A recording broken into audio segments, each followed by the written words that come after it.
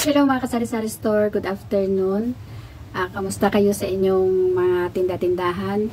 Ngayon ay alauna ng hapon. At habang naghihintay tayo ng ating delivery sa Nestle, ay mag-real talk muna tayo. I-share ko lang sa inyo ang nangyari dito sa akin noong isang araw sa tindahan na about ito sa utang. So, obligasyon ba natin mga kasari na magpa-utang?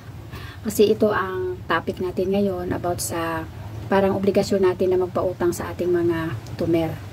So ito yun yung tao na yan ay hindi nabili dito sa aming tindahan ng sigarilyo. Pero one time, nagpunta siya dito na mangutang. So pinautang ko siya kasi sabi niya kinabukasan magbabayad daw siya. So ngayon pinautang ko pero naabutan yun ng isang buwan bago nabayaran. So bumalik siya ulit. Si Robert yata ang tao dito noon. Pinagbigyan siya ulit na pinautang siya kasi si Robert naman ay ganyan yan siya kahit minsan na hindi nabili dito yung tao pero pag siya yung tao dito sa tindahan mapagbigay siya nagpapautang. So napansin namin na hindi naman siya bumibili dito kasi doon siya sa kabila bumibili. Tapos pag wala lang siyang pera saka siya napupunta dito na dito siya uutang. So ngayon, nung isang araw, malayo pa siya, nakita ko na parang papunta dito. Alam niyo ba yung ginawa ko mga kasari? Itinago ko yung tinitinda kong sigarilyo kasi minsan kasi pag dumungaw sila dyan sa may gate, makikita yung sigarilyo ko dito. Pero yung sigarilyo ko naman, kaunti lang naman yan. Hindi ako nag-i-stock ng marami. So, itinago ko. Lalo na yung red na sigarilyo. Lahat ng pula na sigarilyo, itinago ko. Kasi, ang alam ko, basta pumunta siya dito, yun ang kanyang pakay na mangungutang ng sigarilyo. So, itinago ko na agad. So, ang iniwan ko na lang ay yung mga green na sigarilyo. So, hindi ako nagkamali. Yun yung yun yung pinunta niya dito. So, sabi ko, nag-alibay na lang ako mga kasari ng... So, asa na tayo mga kasari? Kasi may biglang dumating na bumili.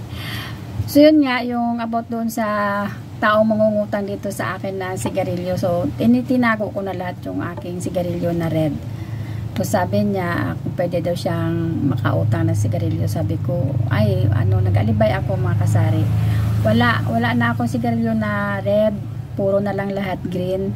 Sabi niya sa akin. Oh, imposible naman na wala kang tindang sigarilyo na pula. Siyempre, mayroon yan. Sabi ko, wala na kasi naubos at saka next week pa yung delivery at saka konti lang yung kinukuha kong mga sigarilyo na red. Chester lang at saka LD yung sigarilyo ko na pula dito. So, naubos na. So, dito mahimik siya. Naupo muna doon sa harap. Tapos, nagsalita siya ulit. Sabi niya, saan kaya merong sigarilyo na pula? Sabi ko, doon sa kabilang tindahan sabi ko. Ang sagot niya sa akin, ay hindi na ako bumibili dyan kasi hindi ako pinapautang. Kaya tumahimik ako, hindi lang ako sumagot. Tapos sabi niya sa akin, alam nyo kasi, kayong may mga tindahan, kailangan nyo magpautang sa mga customer ninyo. Hindi kasi hindi lang puro cash ang kailangan nyo. Siyempre, kailangan nyo rin magpautang. Kasi kaming mga customer, ay minsan walang pera. Para na iba yung ng tenga ko, sabi ko. Kasi naman, mayroon naman kasing mga tao na matagal magbayad. So, kami naman mga may tindahan, pinapaikot lang naman namin ang aming mga puhunan. So, kailangan namin hindi magpautang. At saka, mahirap kasi yung iba.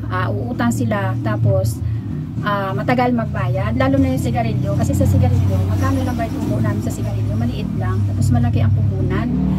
So mahirapan kami. Sagot niya, alam ko naman sabi niya na inuutang niyo lang naman ang sigarilyo, so bakit hindi niyo kami papautangin?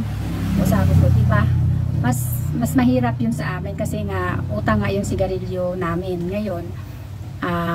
Every 15 at end of the month kami nagbabayad ng sigarilyo kasi consignment yan 2 weeks lang yan, tapos babalik sila, tapos sisingilin kami at saka binabayaran namin lahat ang kinukuha namin, hindi pa utay-utay yung pagbayad. So kung uutangin ay yung pambabayad namin tsaka laki na muna ng sigarilyo. So, parang nairita na ako doon sa mga sinasabi na kasi marami pa siyang sinabi. Sabi niya sa akin, makanap na lang daw siya ng ng pwede niyang utangan. At saka nagsabi ako sa kanya na Ako kasi, nagpapautang naman ako pag suki ko talaga. At saka dito, kumbaga loyal sa akin, na dito talaga bumibili. So, syempre, pinapautang ko yan. Pero, pinipili ko rin ang tao na hindi makunat magbayad. Sabi ko sa kanya. Ngayon, parang nairita siya doon sa sinabi ko. Sabi niya, ito lang yung masasabi ko sa may mga tindahan dito na kailangan hindi lang puro cash ang kukunin ninyo sa mga customer, kailangan din ninyo magpautang sa amin na mga bumibili sa inyo. Kasi obligasyon nyo yan na magpautang kayo sa mga customer ninyo. Kasi pag hindi kayo nagpautang, walang bibili sa tindahan ninyo. Yan ang tandaan mo. Hindi na ako sumakot mga kasari kasi haba lang yung usapan namin. Pero syempre sa isip ko, ay bakit pa? Obligasyon ba namin na pautangin kayo? Bakit? Kung mamili ba kami doon sa grocery, hindi naman namin inuutang. So, nanahimik na lang ako at maya-maya nagsalita pa siya ulit. Sabi niya sa akin, yung tindahan mo hindi yan magtatagal. Sabi niya sa akin.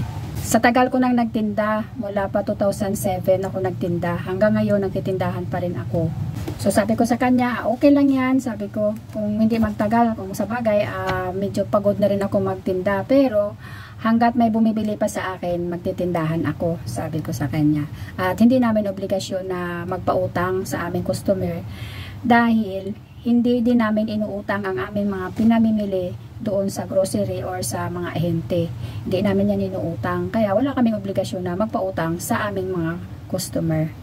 So, umalis na siya mga kasari at parang naka-feel din ako ng parang guilty ako kasi matanda siya sa akin tapos medyo sinakot-sakot ko siya ng ganun. Kaya lang, nakakarindi yung mga ganung klaseng tao na nang dahilan sa sigarilyo, di ba? Bisyo niya yun eh. So, kailangan niya maghanap siya ng pera na pambili. Hindi yung iasa niya dito sa mga tindahan na uutangin niya ang kanyang pambisyo. So, sabi ko, hindi ko na lang i-share pero parang gusto ko rin i-share. Kasi, parang aware din tayo na mga may sari-sari store sa mga ganyang klaseng tao. Tsaka hindi natin obligasyon mga kasari na ipautang ang ating mga paninda sa kanila kung wala silang pera. Kasi hindi din naman natin inuutang ang ating paninda sa grocery or sa mga ahente natin, di ba? Naghihirap din tayo sa pag-ipon ng pera para may pambili tayo ng ating paninda at ang ating tindahan ay pinagkukunan din natin ng ating mga pang-araw-araw na pangangailangan. So, yun lang mga kasari, no? Ang share ko sa inyo na parang may mga tao talagang ganyan na hindi maganda ang approach sa atin. Tapos, parang kumbagang baba ng tingin nila sa atin kasi nga mga tindera lang tayo. Kumbaga, umaasa tayo sa mga tao na kung walang bibili sa atin ay wala tayong benta or wala tayong pera. Parang ganun yung pagkakaintindi ko sa mga sinabi niya sa akin. Pero sabi nga ni Robert sa akin ay pagpasensyahan ko na lang kasi matanda na at saka ganun talaga. So hindi daw masama ang nagpapakumbaba. So yun lang. Magpakumbaba lang tayo pero minsan hindi naman natin maiwasan na makasagot tayo ng hindi maganda. So siguro aware na lang tayo sa mga ganyang tao at sabi ko nga parang maganda magpaskil dito sa tindahan ko na walang utang kasi di ba parang alam nila na hindi ako nagpapautang.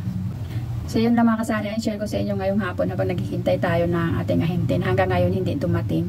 Ewan ko lang kung darating pa yon kasi wala na rin akong mga Nescafe dito na stocks, naubos na kaya sana dumating sila. Hanggang dito na lang at magandang hapon sa inyo. God bless sa inyong lahat at mag-ingat po tayo palagi. Bye-bye!